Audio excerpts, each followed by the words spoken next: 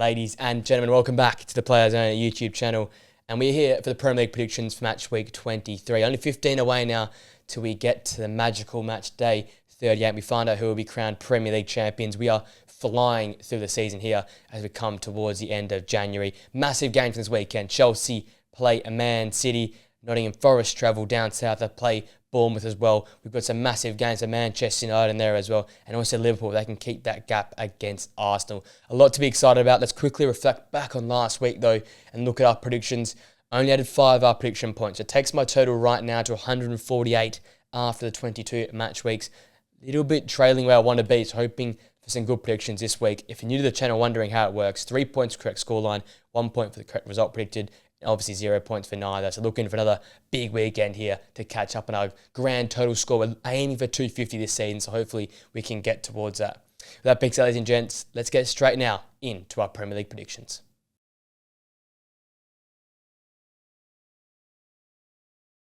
The big game for the weekend for me, the one I'll be live streaming on Saturday, Bournemouth and Nottingham Forest. Who would have thought this would be a big one coming into the season? But we're looking at two teams that are battling for the top 5 Champions League positions. Looking at Bournemouth first, they come off the back of that fantastic, dominant 4-1 win at St James's Park. Not many teams can say they've done that in the last 4 to 5 years, but Bournemouth did it. It increases their unbeaten streak now to 11 games, 7 wins in that time. And once again, with all those injuries and players not available, I'm looking once again to that central area, and I'm looking to the 2 sets of 2. Firstly, to Adams and Christie in that midfield duo, be competitive like they were versus Newcastle United, press from the front, and then equally as important will be the 2 centre-backs at the back. Ilyas Albani and Dean Huijsen, fantastic across the last 3 to 4 games, have been the leaders of this side here at the back at such a young age, and will have to put another masterful performance yet again to shut down Chris Wood. So look to those 2 sets of 2 in the middle of the park for Bournemouth to be the leaders of this side and push them forward and be the main contributors to a massive game here versus Nottingham Forest, who equally will be happy with their performance. A 3-2 win in the end. They scraped over the line, but it was a decent enough performance to beat Southampton last time out. They are now the second best team still away from home in the Premier League. 23 points gained away from home. 4 wins in a row in their last 4 games in the Premier League away from home. They are in fantastic touch, led by obviously by Chris Wood. 14 goals in the Premier League this season, chasing that golden boot. He'll once more be a massive, massive figure to play in this game here. And his link up with Morgan Gibbs-White, for me, will be the difference maker. If those 2 are in fine touch, if they can find each other more often than not, I think Nottingham Forest can get a stranglehold of this game here. We know how good Bournemouth's back four is, but with a few injuries and the form those 2 are in, if they're on fire, I don't see Bournemouth having much of a chance in this one here. With that being said though, you look back at the last 9 games, Bournemouth unbeaten against Nottingham Forest, 5 wins and 4 draws in that time, so they've got the form in their favour, but this year's a different story. I'm backing Nottingham Forest here to win away from home, continue their great away from home record. I'm going to win this game 3-1. It's going to be back and forth, but Nottingham Forest will have what it takes to get the win here for me. We remain on the south coast as Brighton take on Everton in the next one here. Brighton obviously absolutely dominant once more at Old Trafford with another 3-1 win at the Theatre of Dreams, increasing the side's unbeaten streak to 7 games, where they've scored 12 in the last 5. So absolutely firing in the final third. And you saw at Old Trafford, it'll be similar here again. Yankuba Minteh as well as Karim Mitoma carrying the side with their creativity and spark from the flanks, linking up with each other, assisting each other, scoring for each other. Those who once again could be the difference makers purely with their pace and precision that can overwhelm the Everton fullbacks here for me. Looking at Everton, a 3-2 win versus Spurs last time out on the back of a fantastic first half. David Moyes has got this team playing some more attacking, attractive football, and it's going to be tough though against a Brighton that like to press, like to win the ball back, and like to own the ball. So they've got to find a nice balance in this game here, and I think once more it's going to be a lot placed on that 3 at the back, the 2 centre halves, Branthwaite and Tarkowski, as well as Jordan Pickford in goal. But if Everton want to go play football and be in the front foot like they were versus Spurs, look to Lindstrom and Ndiaye with their pace to try and stretch this high line which Brighton employ. If you can get those 2 in behind the back line, there's chances on the break to go and score a few counter-attacking goals, and we know a David Moyes side has that in their locker. With that being said, I think Brighton's form carries over too well. They're playing some great football, cup football, league football. They've got the balance down pat right now, and with Ayari and Baliba in that midfield duo there, I can't see Everton laying a glove on Brighton. Gone with the Brighton controlled 2-0 win here. They dominate at home and they get another massive win to extend their unbeaten streak. We move up to Merseyside for our next game as Liverpool take on Ipswich.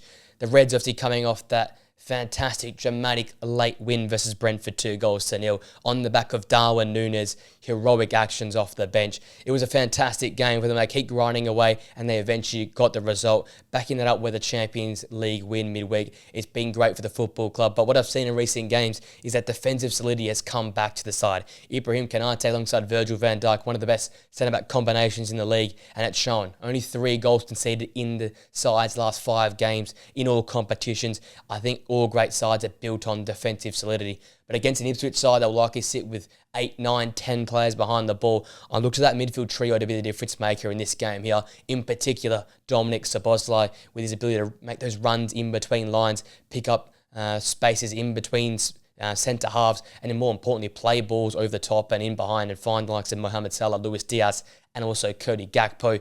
He was fantastic in the early stages versus Brentford, and his pressing and the ability to win the ball back hard up the pitch will be important for Liverpool yet again, because we expect Ipswich to sit in deep and absorb a lot of pressure. They come off the back of a 6-0 loss, Ipswich, to Man City. They haven't scored in the last 2 games, and that shows. When Ipswich don't score in games, they don't often do very, very well. They look to try and score 2 goals in a game. You can see a result, potentially a goal in a game, you can nick a point. But when they don't score, they look very, very vulnerable because they're down to concede in games of football. So look to a real concerted effort. All 10 players getting in behind the ball, limiting the space for Liverpool to run in behind, because that's what Liverpool want. They want space in behind to use their pacey players and to get one-on-one with the goalkeeper. For me, it's going to be required of O'Shea, Burgess and Godfrey to be super, super tight and sit in nice and deep to limit those spaces for the Salahs, the Gakpos and the Diaz to get in behind and exploit. For me, it's all about Liverpool's patience. Can they keep grinding away like they did versus Brentford in the last time out? Because eventually those floodgates were open, and I think it will in this game. I've got Liverpool win this one 4-0 at home at Anfield, making another statement and continuing their great run of form here versus a very, very underwhelming Ipswich side. The Saints take on the Magpies in the next game here. Southampton at home. They were very competitive last time out versus Nottingham Forest. I'll give them that, a 3-2 loss, and we're inches away from going and taking a point there if it wasn't for the clearance on the line. It's 7 goals in the last 5 games. They've been much, much improved in terms of their defensive balance and the ability to play out from the back less often, because that's where mistakes have come in recent weeks. Still, for me, though, you got to focus on defensive solidity. Kyle Walker-Peters and Sugawara as the wide wing-backs, massive job to shut down Jacob Murphy and Anthony Gordon, because those wide players are often the spark players for Newcastle United. So defence first for the Southampton side. And equally important is Mateus Fernandes and Onuachu going forward in the final third. Can you get at this Newcastle side on the break? Can you press up the pitch and potentially offset the Newcastle team playing out from the back? There's a few chances to get Eddie Howe's side here. Looking at Newcastle, they're humbled, 4-1 loss last time out at home versus Bournemouth. It ended a run of 9 wins in a row for the side, and it keeps them once again in that pack hunting for European football. I think for me, it's pretty simple. Get Alexander Isak more touches of the football. He was barely sighted versus Bournemouth, and it showed. They lacked that conviction in the final third, and they lacked the danger going forward. Less playing around from the back, more direct into the striker, and good things will come from there. For me, I think I only see one team winning this game. It's Newcastle. They've won 7 of the last 8 meetings. They've drawn the other one. So they've had a great run versus Southampton. I can see it continuing here. A 5-0 demolition job here at St Mary's, and Newcastle getting another massive result on the board this season. We move to the Molineux for our next game as Wolves host Arsenal. Wolves going down 3-1 at Stamford Bridge versus Chelsea. Again, a decent performance for the side, but nothing really special. And the new manager bounces now properly over with the side. They had a great start under Pereira, but only 1 win in the last 5 games in all competitions, and that win came in the FA Cup versus Bristol Rovers. So they've really struggled. Only 5 goals scored in the last 5 games, not kept a clean sheet in that time as well. And it seems to me like a common theme. When Andre and Gomez in the middle of the park are at their best, they're competitive, they're making it a scrap, that's when Wolves look a bit more balanced. They can protect that back 3 and the back 5 at times, and they look like a more coherent unit. But when that midfield gets outrun, not as competitive, not as biting at the heels of players as they can be, that's when they get really rolled through and that defence looks really, really leaky. So look to João Gomez and Andre in the centre of the park there to be competitive and to be at the feet of the Arsenal players, biting at them, nipping at them, and being very, very combative in the middle of the park. Looking at Arsenal, they dropped a 2-0 lead last time out to Aston Villa to draw 2-2 last time out in the Premier League. They won in the Champions League midweek, so I'll try and take that confidence over to this game here. And for me, it's 8 goals scored in the last 5 games, so there's goals in the side's game once more, but they have been very unreliable. And once more, you look to Martinelli, Trossard and Havertz, the misfit bunch up top. Can you put together a consistent performance in this game here? Because when they're contributing, good things happen for Arsenal, and you've seen it in the midweek in the Champions League action. But for me, the most important players have to be Ødegaard alongside Declan Rice in the the park. They are the leaders of the side. They are the ball players. They can drive the side forward. And when they start to play slow and sideways, it's because of those types of players. Take the game on, drive into spaces, play forward more often than not, take risks and play with a bit of freedom. That's when Arsenal look at their best. They've won all of their last 7 meetings versus Wolves, and I see that continuing in this one here. I've got an Arsenal 3-1 win away from home. Don't get me wrong, it's not going to be straightforward, but they'll get the job done in the end. Another huge game from this weekend. City host Chelsea at the Etihad. What a game this one looks to be. City off the back of their 6-0 win versus Ipswich. We thought they were back. Then they go and give up a 2-0 lead midweek in the Champions League to drop that game 4-2. But what we've seen in the last few games is goals. 22 goals scored in the last 5 games of Man City. And prior to that Champions League loss, it was unbeaten in the last 6 games in all competitions. So Pep was putting together something. You've got Marmoush joining the club, Kusanov as well, all these new signings. There's the new energy around Man City. It might be a late title push. You never know if it's Man City side, because all the talent they've got in this unit, you know they're going to be dangerous. And against a very vulnerable Chelsea side who are not very consistent, you could see them refine some of that touch once more here in this game. I know it's all about the attackers in recent weeks, but they're doing a fantastic job. But for me, it's the defenders, especially the back four. Vardy, Diaz, Akanji, Nunes, conceding way too many goals. Yes, you kept a clean sheet versus Ipswich, but when you had a 2-0 lead versus PSG, you concede 4 goals unanswered. That's been much, much better defensively, especially against the likes of a Cole Palmer and Enzo Fernandez, a Noni Madueke, who can get things going in a row there. So really, really important that back four stays nice and tight. And then I guess the key to all things for Man City at this current point in time is Mateo Kovacic. When he plays well, Man City play fantastic. You know, when he plays out of this world like he did versus Ipswich, Man City batter a team 6-0. So Kovacic is the man, the centre of the park, that Rodri role. He's filling it in. He has to be at his best here versus Chelsea, especially to shut down Cole Palmer. Looking at Chelsea, 3-1 win last time out versus Wolves. The side's first win in the Premier League for 5 games. Looking much, much better. And once again, it coincides with better attacking football. But for me, what I saw last time out, Adebayo, Chalobah at the back, man of the match type performances. They have to be once again fantastic to shut down Kevin De Bruyne, Phil Foden, Erling Haaland. You have to put up an even better performance than what you did versus Wolves if Chelsea want to get over the line. And then the captain, courageous, Reece James, comes back from injury, looks like he hasn't missed a beat. The ability to drive the ball forward, solid into a tackle. But most importantly, the way they can trust him to be consistent down that flank, him and Cucurella, as a combination as fullbacks, probably one of the better in the Premier League. So look to those key players at the back for me for Chelsea. I know they're all about attacking football. I know they're all about goals. But that back four with their balance defensively, but then the likes of Cucurella and Reece James driving the side forward in the attacking manner, that's when they can potentially get at Man City, especially in transition. We know how vulnerable City can be in that area of the park. With that being said, City have not lost in the last 11 matchups in these two sides. 9 wins, 2 draws. Do I see Chelsea having much of a chance? I don't. I think City are going to make a statement once again. I've gone with the City 3-1 win here at home. They get the better of a weak Chelsea side, and City make once more another statement in the Premier League. We have an all-London game for our next one. Crystal Palace and Brentford from Selhurst Park. Palace once more extending their unbeaten streak with a 2-0 win on the road versus West Ham. It's now 6 games unbeaten, 8 goals scored in the last 5 games. Jean-Philippe Mateta on the score sheet.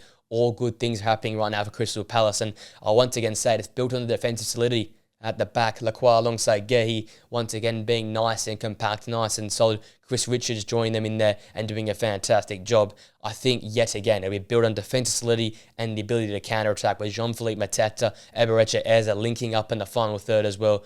in transition on the break. They're looking very, very dangerous playing that style of football. So Brentford have to be aware of that. Obviously, Brentford, they went down dramatically 2-0 to Liverpool. Did another fantastic job at home, but we know how poor they've been on the road this season. The one only win they've had is versus Southampton on the road. Outside of that, they looked very, very poor on the road. I think against a defensive unit like Crystal Palace and Burmo, Visser, Damsgaard, those creators will have to be much more involved than what we've seen in recent games.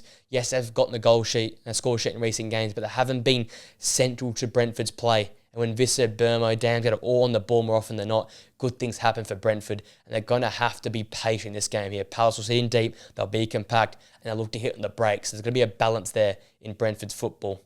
With that being said, how do I see this game panning out? I think Crystal Palace continue their great run of football. Brentford look vulnerable at this current point in time. They can give up some goals. And I think on the break, Mateta and Az will be too much for Brentford to handle. Got a Crystal Palace 2-1 win here at Selhurst Park. Brentford dropping another massive game away from home. We remain in London as Spurs take on Leicester, with both teams under a lot of pressure at this current point in time. Spurs obviously going down dramatically 3-2 at Everton last time out. An awful first 45 minutes. The back four looking weak as ever. But then a second half turnaround. They left it too late in the end. And I know Ange's side has 11 or 12 injuries right now, but there's some big players still available and they have to stand up in this game here. It's back-to-back league defeats. However, they have 10 goals in their last 5 games. So goals continue to be in the side's game. You just have to not concede more than 2 goals, because the side's got at least 2 goals in it every single time they go out on the pitch, but they keep conceding 2, 3, 4 goals, and it's just not good enough for their standards. So for me, Dragerson, Ben Davies, the heart of the centre-backs, have to be much better. This Leicester side isn't very solid going forward. Actually, they're quite poor in the final third. So this Tottenham side has to be much, much better defensively. Obviously, we know Dejan Kulusevski holds the key going forward for Spurs. Yes, Heung-min Son was good midweek in the Europa League, but Kulusevski has been that guy in league football. Fantastic goal last time out versus Everton. Central to all good things that Spurs do. So look to him to stand up once again in this game here. And as I said, the centre-backs have to be much more improved, because against the Leicester side, you can't surely concede more than 1 goal. Looking at Leicester, they were very, very convincingly beaten by Fulham. 2-0 at home. Chance for Rue Van Nistelrooy to be sacked. A lot of off-field drama at Leicester at this current point in time. They look destined to go down. I think they haven't scored in the last 2 games. No clean sheet now in 17 games for the side. It's on a teetering point of falling apart right now. And simply put, it's going to take a Jamie Vardy or Mavididi masterclass. Those two seem to be the only guys dangerous in the final third, and we know how Spurs defend. It's going to take individual brilliance from either one of them to potentially stretch this back line and cause problem for Spurs. I can't really predict this game. I'm backing Spurs in at home as the better team with the more skilled players, but both sides are equally poor at this current point in time. I've got Spurs nicking at just 2-1 here at home. They look a little bit more better defensively, and they finally get a win in the Premier League. It's the battle of the Claret and Blue. Aston Villa host West Ham in our next game here. Villa obviously coming off the back of a fantastic turnaround result, the 2-2 draw at the Emirates. Once again, though, they are unbeaten in the last 4 Premier League games, despite that slip-up in Europe, but it's not been so convincing going forward attacking-wise. Looked at Jacob Ramsey alongside Morgan Rogers last time out, didn't quite deliver, and haven't quite delivered at all, Villa, going forward. Have been limited chances in the final third. So in this game, look to Ollie Watkins in a different way. He has to be clinical with the chances he gets. We know West Ham are vulnerable defensively. You can get at them, but Villa just aren't creating enough and enough that they need in every game recently. So look to Ollie Watkins to take whatever chance he gets, the limited chances, to try and get Aston Villa on a bit of a roll here. That first chance to fall to him, it seems like a lot of pressure, but he has to score it just to get the ball rolling here at Villa Park, especially as there's been a lack of goals in recent weeks. They haven't scored over 2 goals in a very long time. So it's Ollie Watkins to try and be that clinical striker and to get things happening for Villa in the final third. Looking at West Ham, easily beaten at home by Palace 2-0 last time out. Only 1 win and 4 losses in their last 5 games. So Potter is going to have to wave his magic wand and try and turn things around here for West Ham. For me, Thomas Souček has been the guy in recent games. He's looked like the bright spark. He's making things happen. And it's a lot said, because not many other players in this side are performing at this current point in time. It looks like Kudus as well as Souček or bust. So look to him to be the leader of the side, throwing his weight around in the middle of the park, being that physical presence and potentially nicking a goal from a set piece or a corner down the other end of the park. However, defensively for me has to be more improved. Kilman, underratedly very poor this season. And obviously Mavropanos gets the red card last time out. So whoever is in alongside Kilman at the back has to be much better. We know how dangerous Aston Villa are in transition, moving the ball at pace, and we know how dangerous Ollie Watkins can be. So you have to be really, really compact, tight, defensive, robust. But I don't think West Ham have that in their game. But you've got to show me otherwise. Kilman has to stand up in this game here and produce one of his better performances in a West Ham shirt. For me, it has to be Aston Villa. They're unbeaten in the last 5 times these two teams have met. 3 wins and 2 draws. I think they continue that run here. I've gone with the Villa 3-1 win at home. They've got too much talent up top, and West Ham just not good enough defensively for me at this current point in time. That brings us to our final game of the weekend. We're in London once more. Fulham host Manchester United in this one here. Fulham obviously coming off that cruisy 2-0 win versus Leicester. It's 12 goals scored in the last 5 games for the side. Only 1 loss in the last 5 Premier League games. It's fair to say that they're on a bit of a roll once again for Fulham. And we know they go through runs, peaks and troughs. And we know this game in history has had some late drama. So they'll look to try and continue that good run of form here. And I feel like it will be built off the centre of the park. Sander Berge alongside Sasa Lukic. We've seen in recent games of Manchester United, even previously versus Brighton, midfield areas, they often overrun Manchester United. So look to those two in the middle of the park to outwork Kobbie Mainoo and Manuel Ugarte and get Fulham on the ball and progressing forward more often than not. And then equally as important is those wide areas. I'm looking to Alex Iwobi as well as Wilson as well. They can operate into wide spaces, catch out the wing backs that might get caught too high up the pitch and get at the likes of Matthias de Ligt, Lisandro Martinez, and that's when United look very, very vulnerable defensively because United, they dropped another game 3-1 to Brighton last time out. No clean sheet now in 13 games. Only 3 wins in the Premier League under Ruben Amorim. It's very, very rocky at this current point in time. And going to Fulham, I don't give the side much of a chance. Obviously, Fernandes and Diallo are the dangers going forward, but they've got to get the service. And I think for me, they need to build off defensive solidity. United can only play this football if they can be much more solid defensively. Harry Maguire, Lisandro Martinez are the litmus test. When they're playing some great football, when they're solid defensively, you think of that Man City game, you think of the Liverpool game, you think of the Arsenal game. That's when United have produced great results under Ruben Amorim. So look to those two to be solid as a rock defensively, and that then allows Amad Diallo, Bruno Fernandes in behind Joshua Zirkzee to be a little bit more creative, to be on the ball more often than not, and potentially for United to actually produce something in a game over 90 minutes. Do I see this happening? No, I don't. I really don't. In the last 6 meetings between these two sides, there's been no draw. There's always been a late goal, a decisive moment. Bruno Fernandes at different times, Alejandro Garnacho at different times, coming up clutch in recent seasons. But this time around, I think Fulham get the win. I've got a Fulham 2-0 win at home here. They're playing the better football, arguably the better manager at this current point in time, and they're just a little bit more confident for me, and they take the win here in this one. That being said, ladies and gents, that brings my prediction video to an end for Match Week 23. Let me know your thoughts in the comment section down below.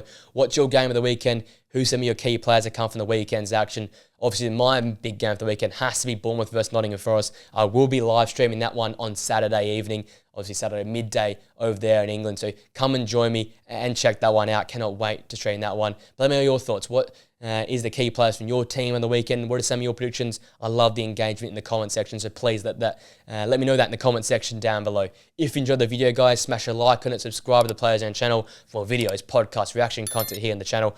Massive few weeks to come in football, Champions League, Premier League, La Liga. It's all heating up this time of the season, so cannot wait to cover that with you all. With that being said, I hope you have a great rest of your day, guys. Enjoy the weekend's football action, and I'll see you guys in the video very, very soon. Till next time, guys. See you later.